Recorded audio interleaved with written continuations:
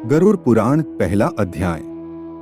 नमस्कार दोस्तों, एक बार फिर धर्मर्थ वीडियो में स्वागत है आप सभी का।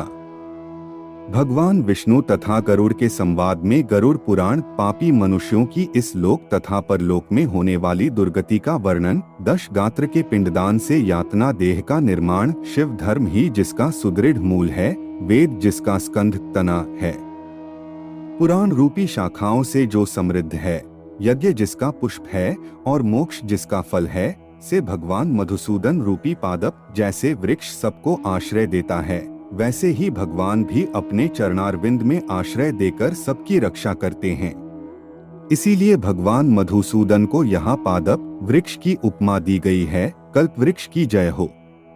देव क्षेत्र नैमिषारण्य में स्वर्ग लोक की प्राप्ति की कामना से शौनकादि ऋषियों ने एक बार सहस्त्र वर्ष में पूर्ण होने वाला यज्ञ प्रारंभ किया।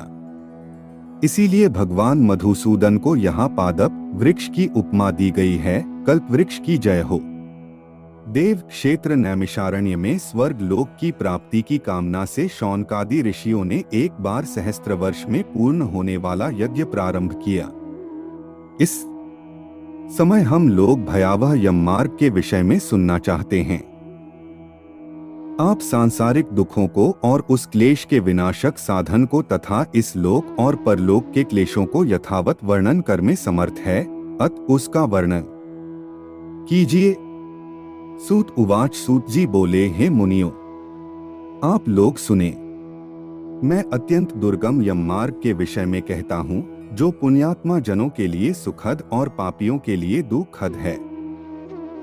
गरुड़ जी के पूछने पर भगवान विष्णु ने उनसे जैसा कुछ कहा था, मैं उसी प्रकार आप लोगों के संदेह की निवृत्ति के लिए कहूँगा।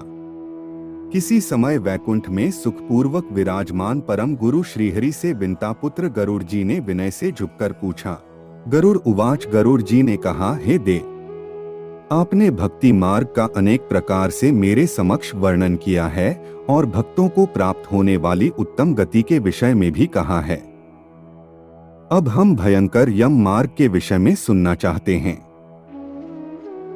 से पीटे जाते हुए उस जीव को तपी हुई बालुका से पूर्ण तथा विश्राम रहित और जल रहित मार्ग पर असमर्थ होते हुए भी बड़ी कठिनाई से चलना पड़ता है।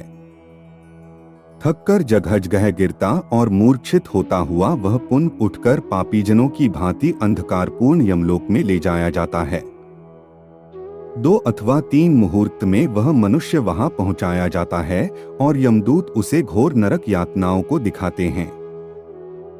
मुहूर्त मात्र में यम को और नारकीय यातनाओं के भय को देखकर वह व्यक्ति यम की आज्ञा से आकाश मार्ग से यमदूतों के साथ पुनः इस लोक मनुष्य लोक में चला आता है। मनुष्य लोक में आकर अबादी वासना से बद्ध वह जीव देह में प्रविष्ट होने की इच्छा रखता है, किंतु यमदूतों द्वारा पकड़कर पाश में बांध दिए जाने से भूख और प्यास से अत्यंत पीड़ित होकर रोता है। हे ताक्ष्य, वह पात की प्राणी पुत्रों से दिए हुए पिंड तथा आतुर काल में दिए हुए दान को प्राप्त करता है, तो भी उस नास्तिक को तृप्ति नहीं होती। पुत्रादि के द्वारा पापियों के उद्देश्य से किए गए श्राद्ध, दान तथा जलांजलि उनके पास ठहरती नहीं। अत पिंडदान का भोग करने पर भी वे क्षुधा से व्याकुल होकर यम मार्ग में जाते हैं। जिनका पिंडदान नहीं होता, वे प्रेत रूप में होकर कल्पपर्यंत निर्जन वन में दुखी होकर भ्रमण करते रहते हैं। सैकड़ों करोड़ कल्प बीत जाने पर भी बिना भोग किए कर्म फल का नाश नहीं होता, और जब तक वह पापी जीव यातनाओं का भोग नहीं कर लेता, तब तक उसे मनुष्य शरीर भी प्राप्त नहीं होता।